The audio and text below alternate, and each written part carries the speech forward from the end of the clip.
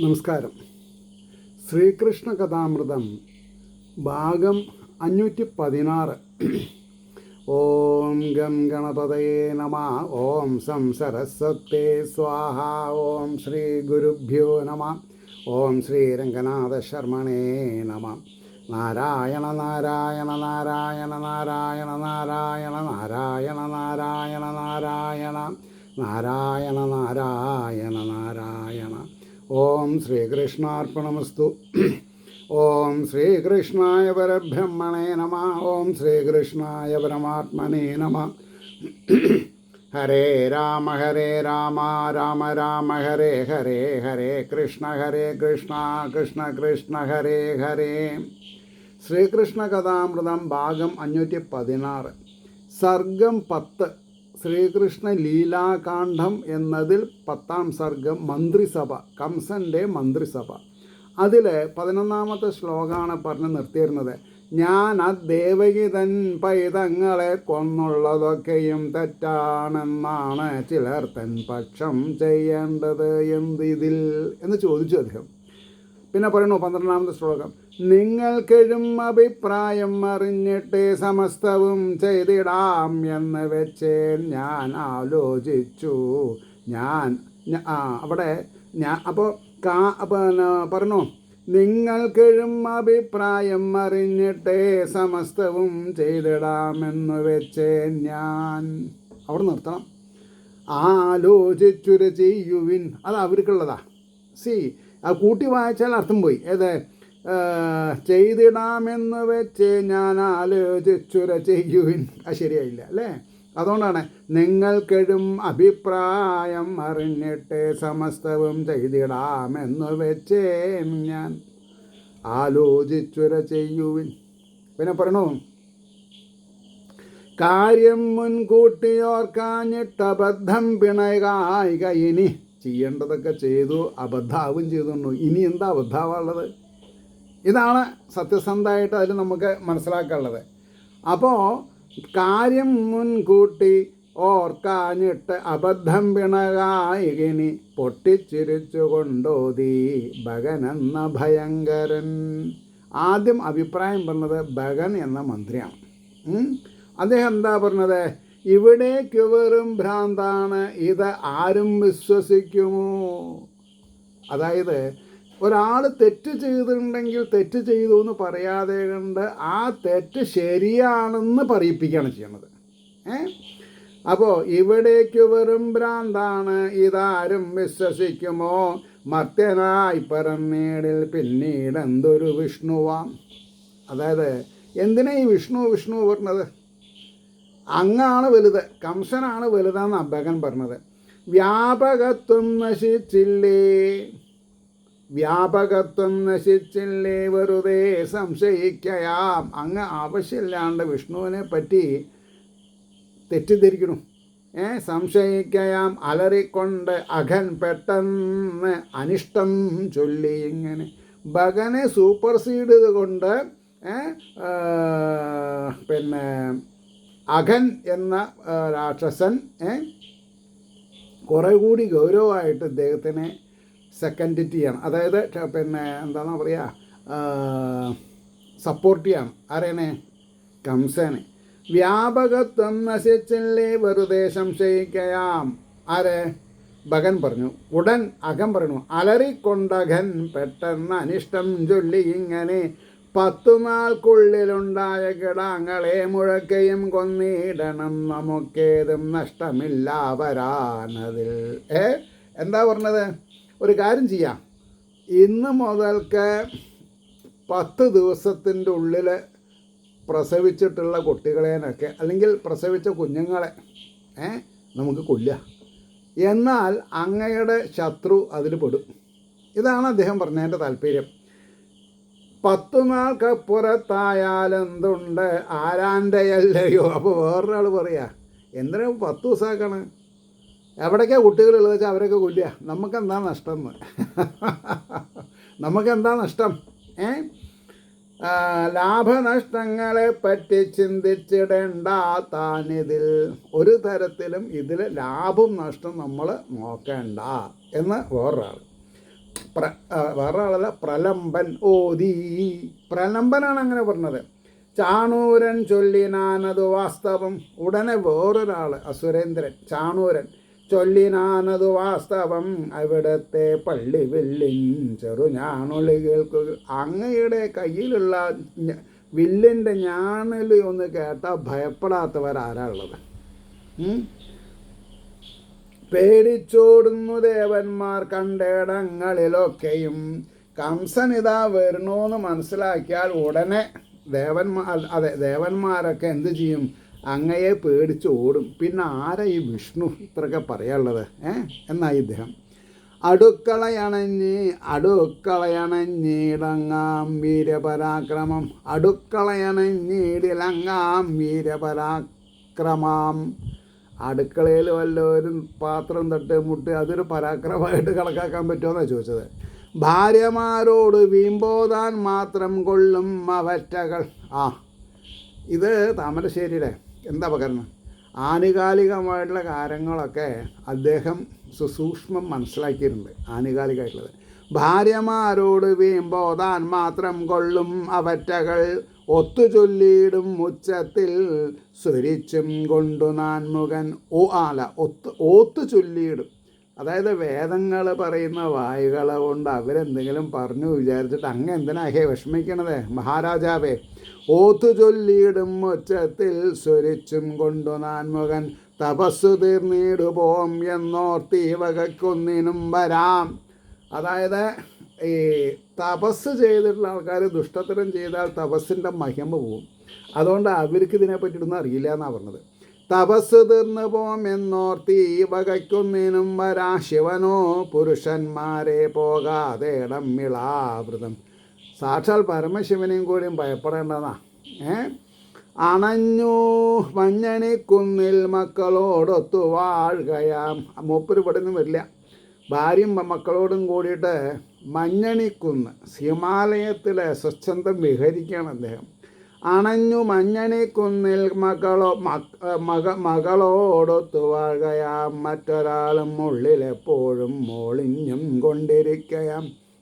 അതായത് പരിഹസിക്കുകയാണ്. തലയിൽ ഗംഗാദേവി ഒളിഞ്ഞിരിക്കുന്നുണ്ട്. അദ്ദേഹത്തിന് വല്ല ശാന്തി ഉണ്ടോയെന്ന് ചോദിച്ചതിൻ്റെ താല്പര്യം. ഇന്ദ്രനോ മുനിതൻ നട്ടെല്ലിരക്കും ഭീരുവാണവൻ. അല്ല, ഈ കഥയിലുള്ള കാര്യങ്ങൾ തന്നെയാണ് അവർ പറഞ്ഞത്. ഇന്ദ്രൻ ആരാ? ഇന്ദ്രനോ മുനിതൻ നട്ടെല്ലിരക്കും ഭീരുവാണവൻ. സ്വന്തമായിട്ടൊരു ആയുധം കൂടും ഇല്ലായിരുന്നു, വാങ്ങിയതാ. എന്നാലും ശത്രുവായോനെ വിടാൻ പാടില്ല ഒരിക്കലും. എന്നാലും നമുക്കൊരു കാര്യം ചെയ്യാം, ശത്രുക്കളെ വിടാൻ പാടില്ല. അതുകൊണ്ട് ഇദ്ദേഹം പറഞ്ഞ മാതിരി അടുത്ത കാലത്ത് ജീവിച്ചിട്ടുള്ള കുട്ടികളേനൊക്കെ നമുക്ക് കൊല്ലുക. അവരാരും വളരില്ലല്ലോ, പിന്നെ ഉയരില്ല. മനസ്സിലായില്ലേ? ഇന്ദ്രിയങ്ങളെ അങ്ങിങ്ങ് വിട്ടുശീലിച്ച യോഗികൾ.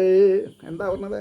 ഇന്ദ്രിയങ്ങൾ അങ്ങിങ്ങു വിട്ടുശീലിച്ച യോഗികൾ കാൺമീലേ പിന്നെയൊന്നിനും കൊള്ളാതാവതു ശത്രുവും. ഇന്ദ്രിയങ്ങൾ അങ്ങിങ്ങു വിട്ടുശീലിച്ച യോഗികൾ കാൺമീലേ പിന്നെയൊന്നിനും കൊള്ളാവത്. അതായത് ഈശ്വരോപാസന മാധ്യമത്തുകൂടി ഇന്ദ്രിയങ്ങളെയൊക്കെ വിജയിച്ചവരെ നമ്മളെന്തിനാണ് ഭയപ്പെടുന്നത്? നമ്മളെ കണ്ട ഓർന്ന ആൾക്കാരാണ് അവരെന്നാണ് പറഞ്ഞത്. ഈ ദുഷ്ടന്മാർക്ക് സാത്വിക ഗുണനിധികളെ ഇഷ്ടമല്ല. അതുകൊണ്ടാണ് ശത്രുവും കടവും രോഗവും തീയും തൊട്ടാവാടിയും ഒഴിയിൽ ഉടൻ പെരുകും അങ്ങ് അല്പം പോലും ശേഷിച്ചു പോവുകിൽ. ഇതെന്നൊക്കെ നമ്മൾ ഗുണപാഠങ്ങൾ എടുക്കണം. എന്താ? ശത്രു, കടം, രോഗം, തീയെ, തൊട്ടാവാടി, ഇതെല്ലാം ഭൂമിയിലെ ഉടൻ പെരുകും അങ്ങ് അല്പം പോലും ശേഷിച്ചു പോകുകിൽ. തീയെ ഒരു ലേശം ഉണ്ടായാൽ മതി, അത് കാറ്റത്ത് ആളി കത്തും. ശത്രുക്കളും അതെ. കടം പെരുകും, രോഗം പിന്നെ ശുശ്രൂഷിച്ചില്ലെങ്കിൽ കൊടും. തൊട്ടാവാടിയും അങ്ങനെ തന്നെയാണ്. അപ്പോൾ ഉടൻ പെരുകും അങ്ങൽപ്പം പോലും ശേഷിച്ചു പോവുകിൽ. പിന്നെ അതിനാലിനി നാമൊത്തു വിഷ്ണുവിനു വളർന്നിടാൻ വഴിയേകായകയാം വേണ്ടത് ആദ്യമായിട്ടു മന്നിതിൽ. ഈ ഭൂമിയിൽ നമ്മൾക്ക് അവശ്യം ചെയ്യേണ്ട കാര്യം, അങ്ങയുടെ ശത്രുവായിരിക്കുന്ന വിഷ്ണു ഒരു കുട്ടിയായിട്ട് പറഞ്ഞിട്ടുണ്ടാകുന്നാണോ പറഞ്ഞത്, അവനെ വളരാൻ വിടണ്ട. അതുകൊണ്ട് നമുക്ക് ഈ ദേശത്ത് ഉള്ള കുട്ടികളേനൊക്കെ കൊല്ലുക, ഒരു 10 ദിവസമോ 15 ദിവസമോ പ്രായമായിട്ടുള്ളവരെ വളരാൻ സമ്മതിക്കണ്ട. എന്നായി സത്യം ധർമ്മം സദാചാരം വേദം ക്ഷേത്രം ശമം ദമം ഇവയാകെ നശിച്ചിടിൽ വിഷ്ണുവിൻ കഥ തീർന്നു പോം. അപ്പം ഞാനവിടെ ഒരു റിമാർക്സ് ഇത് വായിക്കുമ്പോൾ ക്വാളിറ്റേറ്റീവ് എന്നാണ് പറയാം അല്ലേ, ക്വാളിറ്റി അല്ല ക്വാളിറ്റേറ്റീവ്. എന്തൊക്കെ? സത്യം, അതൊരു ക്വാളിറ്റിയാണ്. ധർമ്മം, സദാചാരം, വേദം, ക്ഷേത്രം, ശമം, ദമം, എക്സെട്ര ഇവയാകെ നശിച്ചിടിൽ വിഷ്ണുവൻ കഥ തീർന്നു പോവും. അപ്പം നമ്മൾ എന്ത് വേണം? ക്വാളിറ്റേറ്റീവ് ലിവിങ് ഈസ് ഗോഡ്ലിനെസ് അല്ലേ. ഈ പറഞ്ഞ ക്വാളിറ്റേറ്റീവ് കണ്ടീഷൻസിനെ സ്വീകരിച്ചുകൊണ്ട് ജീവിക്കുകയാണെങ്കിൽ അതിന് ഗോഡ്ലിനെസ് എന്ന് പറയും, ദൈവികമായ പരിവേഷം എന്ന് പറയും.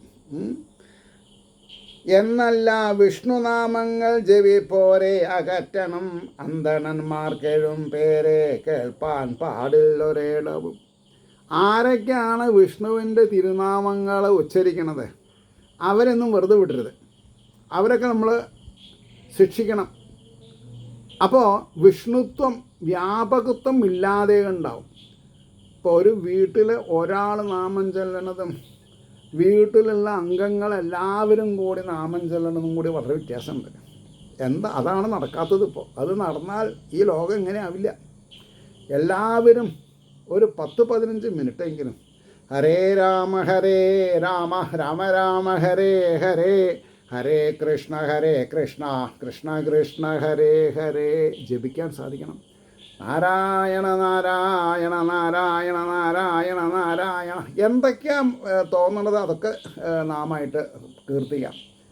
സാംബ സദാശിവ ശംഭോ ശങ്കര മഹാദേവ, സാംബ സദാശിവ ശംഭോ ശങ്കര മഹാദേവ.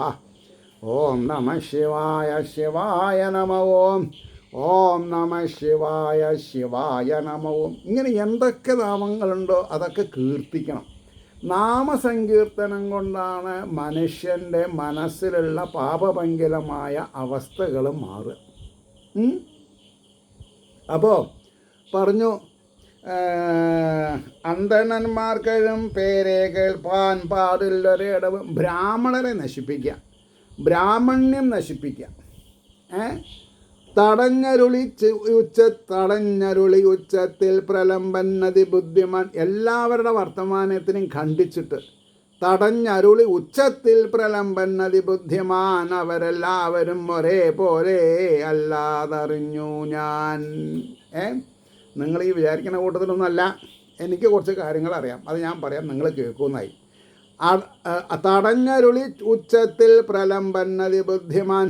അവരെല്ലാവരും ഒരേപോലെയല്ല, അതറിഞ്ഞു ഞാൻ. നമ്മൾ തൻ ഭൂരിപക്ഷത്തിൽ പലരുണ്ടവരെപ്പോഴും സത്യം വെടിഞ്ഞോൻ മൂന്നല്ല രണ്ടു സന്ധ്യകളിലെങ്കിലും വന്നിച്ചിടാത്തവൻ, കള്ളം പറവോൻ, ക്ഷമയറ്റവൻ, കണ്ടയിടത്തൊക്കെയും തിന്മോൻ, ജാതി ഗർവം പുലമ്പുവോൻ. ശരിയല്ലേ?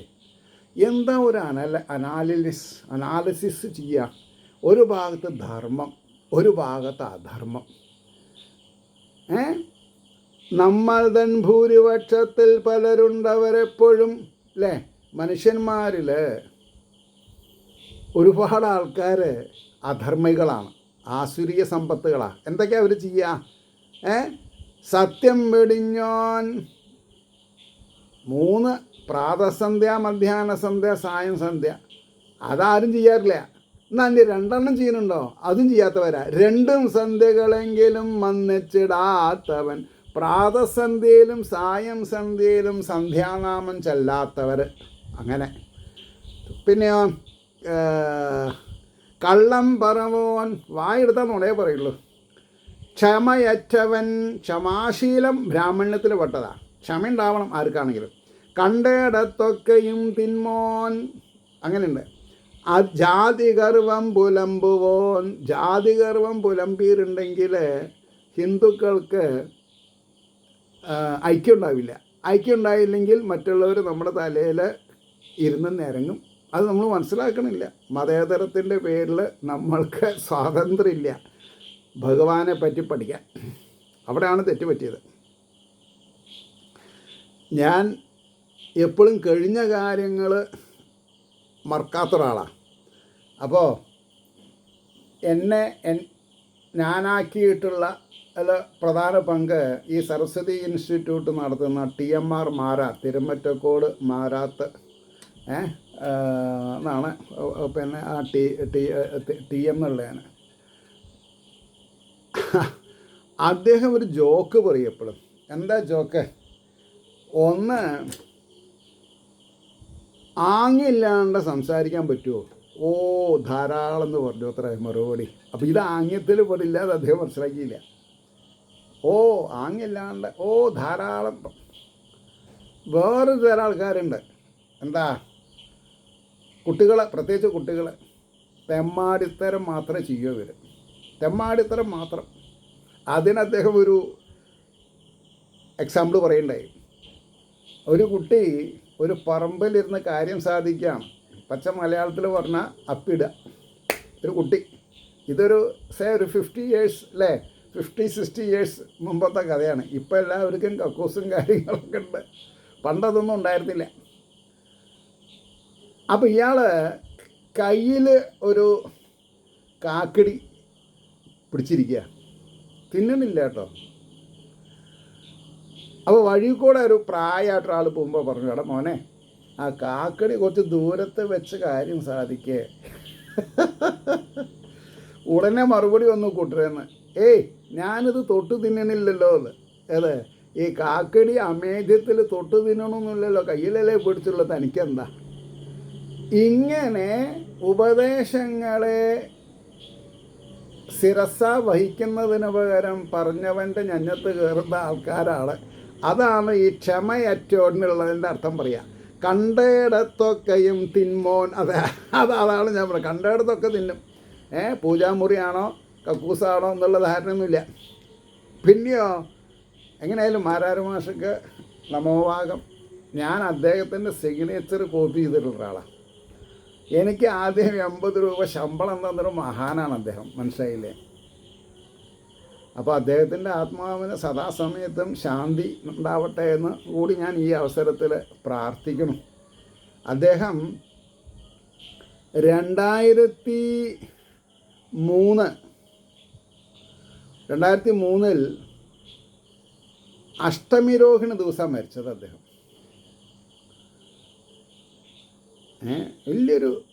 വലിയൊരു മഹാനുഭാവൻ. പട്ടാമ്പി പ്രാന്തപ്രദേശത്തിൽ ഒരു 10-15 കിലോമീറ്റർ സമചരത്തിൽ അദ്ദേഹത്തിൻ്റെ, അതായത് 70s and 80s, പിന്നെ 90s, അതെ 90s, അതെ 2003 മരിച്ചത്. പിന്നെ അദ്ദേഹം പാരലൽ കോളേജ് ഗംഭീരമായിട്ട് നടത്തി. ഒരുപാട് ആൾക്കാർ അദ്ദേഹത്തിൻ്റെ ശിഷ്യന്മാരുണ്ടായിരുന്നു. അപ്പോൾ അദ്ദേഹത്തിൻ്റെ ശിഷ്യനാണെന്ന് പറഞ്ഞതിൽ എനിക്ക് അഭിമാനമുണ്ട്. എനിക്ക് ആദ്യമായിട്ട് 80 രൂപ ശമ്പളം തന്നു. അതൊക്കെ ഒന്നും എനിക്ക് മറക്കാൻ പറ്റില്ല. അപ്പോൾ ഇവിടെ ഈ കണ്ടോടത്തൊക്കെയും തിന്മോന്ന് പറഞ്ഞപ്പോഴേക്കും എൻ്റെ മനസ്സ് അദ്ദേഹം പറഞ്ഞു തന്നിട്ടുള്ള കഥകളിലേക്ക് എത്തി. അത് കഴിഞ്ഞിട്ട് എന്താ പറഞ്ഞത്? ജാതി ഗർവം പുലമ്പുവോൻ. ഇപ്പോൾ ബ്രാഹ്മണരിൽ, തമിഴ് ബ്രാഹ്മണരിലും 8-10 ഡിവിഷൻസ് ഉണ്ട്. ഒരു 6-7 ഡിവിഷൻസ് നമ്പൂതിരിമാരിലുണ്ട്, നായന്മാരിലുണ്ട്, അമ്പലവാസികളിലുണ്ട്. എന്ന് വേണ്ട എല്ലാറ്റിലും ഗർവുള്ളവരുണ്ട്. എൻ്റെ അത്ര, ഞങ്ങളുടെ അത്ര മേലല്ല നിങ്ങൾ, അല്ലെങ്കിൽ ഞങ്ങളുടെ ഒപ്പമല്ല നിങ്ങളത് വേറുള്ള ആൾക്കാർ. അപ്പോൾ ജാതി ഗർവം പുലമ്പുവോൻ, പുകളിനും പണത്തിനും പുരാണാർത്ഥങ്ങൾ വിൽക്കുവോൻ. ഇതാണ് ഭാഗവതം പറഞ്ഞത്. എന്നെ വ്യഭിചരിക്കരുത് എന്നുള്ളതിൻ്റെ ഉത്തമ ഉദാഹരണമാണ്. നമ്മൾക്കെഴും ശക്തി കൂട്ടുന്നവരാണിവരേവരും. ഈ പേരിനും പ്രസക്തിക്കും പണത്തിനും പുരാണാർത്ഥങ്ങൾ വിൽക്കുവാൻ, അല്ലെങ്കിൽ ഇന്നത്തെ ഗുരുവായൂർ മാതിരിയുള്ള ചിട്ടകൾ ഭക്തി വർദ്ധിക്കണതല്ല. 1000 രൂപയുണ്ടെങ്കിൽ നേരിട്ട് പോയി തൊഴാമെന്നുള്ളത് ഭക്തിയല്ല. അത് മനുഷ്യന്മാരിൽ ഉള്ളവനും ഇല്ലാത്തവനും എന്നുള്ള വ്യത്യാസം കാണിക്കുകയാണ് ചെയ്യുന്നത്. I am sorry to tell like this. മനസ്സിലായില്ലേ? പുകളിനും പണത്തിനും പുരാണാർത്ഥങ്ങൾ വിൽക്കുവോൻ നമ്മൾക്കെഴും ശക്തി കൂട്ടുന്നവരാണിവരേവരും. അറിഞ്ഞു ഞാൻ ഗൗതമൻ്റെ ശാപത്തിൻ പാത്രമാം ചിലർ. അതായത് ഈ ഗൗതമൻ അറിഞ്ഞു ഞാൻ ഗൗതമൻ്റെ ശാപത്തിൻ പാത്രമാം ചിലർ. അതായത് ഗൗതമ മഹർഷി ബ്രാഹ്മണരെ ശപിച്ചിട്ടുണ്ട്. കാരണം അവർ ചെയ്യാൻ പാടില്ലാത്തത് ചെയ്തു, അതന്നെ. അപ്പോൾ ആ മറ്റുള്ളോർ നമുക്കെന്നും എത്രയോ ബഹുമാന്യരാം. പ്രലംബാദികളെ കംസൻ അഭിനന്ദിച്ചു ഭംഗിയിൽ. തനിക്ക് ഇത്രയൊക്കെ ബുദ്ധിയുണ്ട് എന്ന് ഞാൻ മനസ്സിലാക്കിയില്ല. പ്രലംബ അങ്ങ് കേമനാണല്ലോ.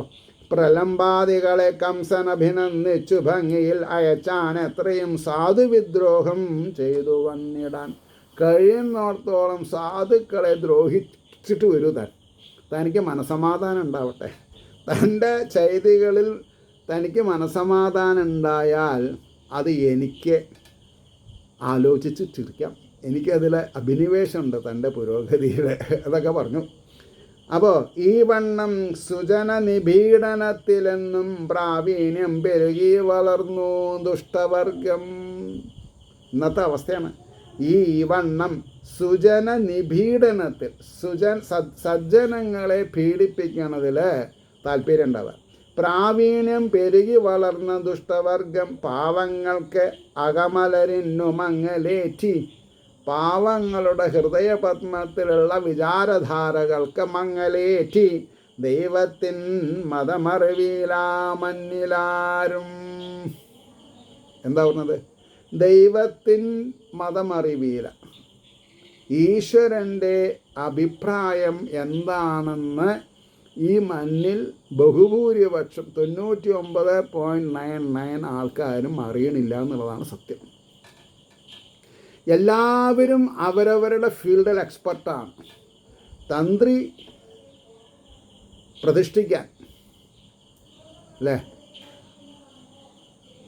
അവർ പറയും ഞങ്ങൾ അയ്യപ്പൻ്റെ അച്ഛനാണ്, ഭദ്രകാളുടെ അച്ഛനാണ്, ഗുരുവായൂരപ്പൻ്റെ അച്ഛനാണെന്നൊക്കെ പറയും. അവരും ഭാഗവതം മുഴുവൻ വായിച്ച് പഠിച്ചിട്ടില്ല. കാരണം ഭാഗവതത്തിൽ ഈശ്വരൻ നിരാകാരനാണ്, ആൾമൈറ്റിയാണ്, സർവജ്ഞനാണ്, സർവവ്യാപിയാണ്, ജനിച്ചവനല്ല, എവർ എക്സിസ്റ്റിംഗ് ആണ്, ചൈതന്യമാണ്, നാമൂല രൂപൂല, പിന്നെ എങ്ങനെ അച്ഛനാവുക? ഞാൻ അവരെ ഇടിച്ചു താഴ്ത്താൻ വേണ്ടി പറഞ്ഞതല്ല കേട്ടോ. അതും നിങ്ങൾ കേൾക്കുന്നവർ മനസ്സിലാക്കണം. ഇതിൻ്റെ സത്യാവസ്ഥ താമരശ്ശേരി കൃഷ്ണൻ ഭട്ടതിരിപ്പാടിൻ്റെ മാനസികാവസ്ഥ കുറേ ആൾക്കാർക്കെങ്കിലും ഉണ്ടായാൽ നമ്മൾ രക്ഷപ്പെട്ടു. എനിക്ക് വളരെ ഗൗരവമുള്ള കാര്യമാണത്. ഗുരുവായൂരമ്പലത്തിൽ 6-7 വർഷം ചീഫ് പ്രീസ്റ്റായിട്ടിരുന്ന ഒരാൾ ഇത്ര വലിയൊരു വരുമാന മാർഗം വേണ്ടാന്ന് വെച്ചിട്ട് ഇങ്ങനൊരു ഗ്രന്ഥം എഴുതി സായുജ്യം അടയണമെന്നുണ്ടെങ്കിൽ അദ്ദേഹത്തിന് ഗുരുവായൂരപ്പൻ്റെ വെളിപാടുണ്ടായിട്ടുണ്ട്. അതുകൊണ്ടാണ്, മനസ്സിലായില്ലേ? അപ്പോൾ അതേപോലെ തന്നെയാണ് ഇപ്പോൾ നമ്പൂതിരിമാരെ മാത്രമല്ല, ബ്രാഹ്മണരാണെങ്കിലും ശരി, അവർ പറയും രാധാകല്യാണത്തിന് സാരി തരൂ, അന്നദാനത്തിന് വഴിപാട് തരൂ. അതൊന്നുമല്ലല്ലോ ഇവിടെ പറഞ്ഞത്. എത്ര ആൾക്ക് സംശുദ്ധമായ ഭക്തി ഉണ്ടാക്കി കൊടുക്കാൻ നമ്മളെ കൊണ്ട് സാധിച്ചു? അത് നമ്മളെന്താ തിരയാത്തത്? എൻ്റെ ഗുരുനാഥൻ എന്നോട് പറഞ്ഞിട്ടുണ്ട്, ഒരു സപ്താഹം കഴിഞ്ഞാൽ ഒരാൾക്കെങ്കിലും ഭാഗവതം മൂലം വാങ്ങിക്കണമെന്ന് തോന്നിപ്പിക്കാനുള്ള താല്പര്യം തനിക്ക് ജനറേറ്റ് ചെയ്യാൻ പറ്റിയിട്ടുണ്ടെങ്കിൽ താൻ വിജയിച്ചു. വേദാന്തം മനസ്സിലാക്കണമെന്ന് ആർക്കെങ്കിലും തോന്നിയിട്ട് തന്നോട് ചോദിച്ചാൽ അവരെ താൻ നിരാകരിക്കരുത് എന്ന് പറഞ്ഞു എൻ്റെ അടുത്ത്. ഞാൻ ബോംബെയിലിരിക്കുമ്പോൾ 2006 ഒരു പോസ്റ്റ് കാർഡ് പ്രിൻ്റ് ചെയ്തെടുത്തു. എന്താ എൻ്റെ സബ്ജക്റ്റ് എന്ന് ചോദിച്ചാൽ, ഞാൻ 95 ഇങ്ങനെ ശിഷ്യപ്പെട്ടു, ആധ്യാത്മിക ജീവിതം നയിക്കുകയാണ്.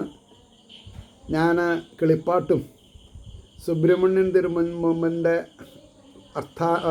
ഗർത്താനുവൃത്തം, മുഴങ്ങോട്ട് കൃഷ്ണപിള്ളയുടെ ഭാഗവതം, പണ്ഡിറ്റ് ഗോപാലൻ നായരുടെ 8 വോളിയുള്ള ആഖ്യാനം, അതിന് പുറമെ ജ്ഞാനാനന്ദ സരസ്വതി തിരുവടികളുടെ ഒരു 10-17 ഗ്രന്ഥങ്ങൾ, അതിൽ വിവേകാനന്ദ സർവസ്വം, വിവേകാനന്ദൻ്റെ പ്രഭാഷണങ്ങളെ സ്വാംശീകരിച്ചുകൊണ്ട് ബ്രഹ്മസൂത്രം മുതലായിട്ടുള്ള കാര്യങ്ങൾ, നാരായണ ഗുരുദേവൻ്റെ സമ്പൂർണ്ണ കൃതികൾ 1, 2 വോള്യം ഞാൻ പഠിച്ചു. കാണാൻ പാടില്ല, പ്രഭാഷണം ചെയ്യാൻ, അതിൻ്റെ അന്തസ്സത്തെ ഞാൻ മനസ്സിലാക്കിയിട്ടുണ്ട്.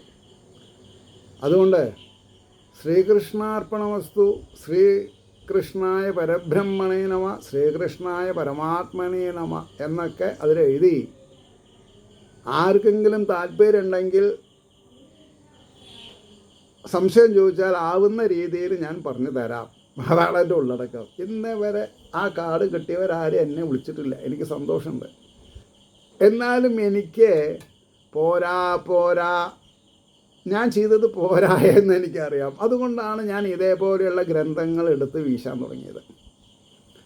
പലവരും ചോദിക്കും, ഈ കൂപമണ്ഡൂകത്തിൻ്റെ അടുത്ത് സംസാരിച്ചിട്ട് കാര്യമുണ്ടോ, വെട്ടാൻ വരുന്ന പോത്തിനോട് സംസാരിച്ചിട്ട് കാര്യമുണ്ടോ? അപ്പോൾ എനിക്ക് സമാശ്വസിക്കാൻ ഒരു വകയുണ്ട്. എന്താ?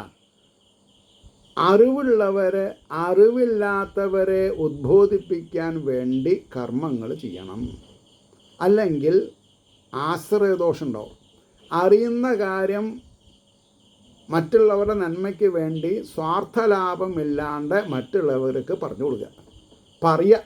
ഇപ്പം ഞാൻ നിങ്ങളെ ആരെയും കാണുന്നില്ല. കുറച്ച് ആൾക്കാരേനെ, ഇപ്പം എൻ്റെ ഗുരുനാഥൻ്റെ മകള്, പിന്നെ എൻ്റെ ചേച്ചി ഹരിദാസൻ, പിന്നെ ഞങ്ങളുടെ നാട്ടിൽ തന്നെ ഒരു ഞാളൂർ കുടുംബത്തിലത്തെ ഒരു സ്ത്രീ, ഇങ്ങനെ പിന്നെ ഒരുപാട് ആൾക്കാർ, അങ്ങനെ പറയാം. അപ്പോൾ പറഞ്ഞു വന്നതിൻ്റെ താല്പര്യം, കർമ്മം ചെയ്യുക നമ്മുടെ ലക്ഷ്യം, കർമ്മഫലം തരുന്നത് ഈശ്വരനല്ലോ എന്നതാണ് എൻ്റെ വിവക്ഷ. അത്രയേ ഉള്ളൂ, വേറൊന്നുമില്ല. അപ്പോൾ ടിൽ ദി ലാസ്റ്റ് ബ്രത്ത് സംസാരിച്ചു കൊണ്ടിരിക്കുക. ഭഗവാന്റെ മഹാമായയെ ജയിക്കാനുള്ള ഭഗവാന്റെ സൂക്തങ്ങൾ എന്തൊക്കെയാണ്, അതാണ് താല്പര്യം എൻ്റെ പ്രഭാഷണത്തിൻ്റെ. അതിൽ ഞാൻ ക്യാൻവാസ് ചെയ്യാതെ കണ്ട് തന്നെ ഇപ്പോൾ 1415 മെമ്പേഴ്സ് ഉണ്ട് എനിക്ക്. അതെനിക്ക് വലിയൊരു അസറ്റാണ്. ഈ ഒരു സബ്ജക്റ്റ് ഈ കാലാകാലങ്ങളിൽ ഇത്രയെങ്കിലും ആൾക്കാർ എവിടെയെങ്കിലും ഒന്ന് നോണ്ടി നോക്കുന്നുണ്ടല്ലോ. അതുകൊണ്ടാണ് പറയാൻ കാരണം. അപ്പോൾ ഇവിടെ ഈ വണ്ണം സുജന നിപീഡനത്തിലെന്നും പ്രാവീണ്യം പെരുകി വളർന്ന ദുഷ്ടവർഗം പാവങ്ങൾക്ക് അകമലരിന്നുമങ്ങലേറ്റി, അതിനവർ ജയിച്ചു. സാധുക്കളുടെ മനസ്സിനെ വെറുങ്ങലിപ്പിക്കാൻ ഇവർ ജയിച്ചിട്ടുണ്ട്. ആരെ? കംസനും കൂട്ടരും. മങ്ങലേറ്റി ദൈവത്തിൻ മതമറിവീല മണ്ണിലാരും. ഈശ്വരൻ എന്താ പറഞ്ഞത്? എന്നെ വിറ്റ് തിന്നരുതെന്നാ. അതാണോ നടക്കണത്? അല്ല. അതുകൊണ്ട് അതിലുള്ളൊരു ദുഃഖം കൂടി എൻ്റെ പ്രഭാഷണത്തിലുണ്ട്. അതുകൊണ്ടല്ലോ അറിവുള്ളവരും സാധുക്കളെ പറഞ്ഞു പറ്റിച്ച് കാശിന് വേണ്ടിയിട്ട് ഇതിനെ വിറ്റ് തിന്നുക, അത് പാടില്ല. പറഞ്ഞില്ലേ? ക്ഷമിക്കില്ല, ഭഗവാൻ ക്ഷമിക്കില്ല. താൻ നിരന്തരം ചെയ്യുന്ന കർമ്മങ്ങൾ താൻ അനുഭവിച്ചിടുന്നതേ വരൂ. അത്രയേ ഉള്ളൂ. മനസ്സിലായോ? അപ്പോൾ ഇത് ശ്രീകൃഷ്ണ കഥാമൃതേ കലികൽമഷനാശനേ ലീലാഖാണ്ഡേ ദശമസർഗ സർവത്ര ഗോവിന്ദനാമ സങ്കീർത്തനം ഗോവിന്ദ ഗോവിന്ദ എന്ന് പറഞ്ഞിട്ടാണ് ഇത്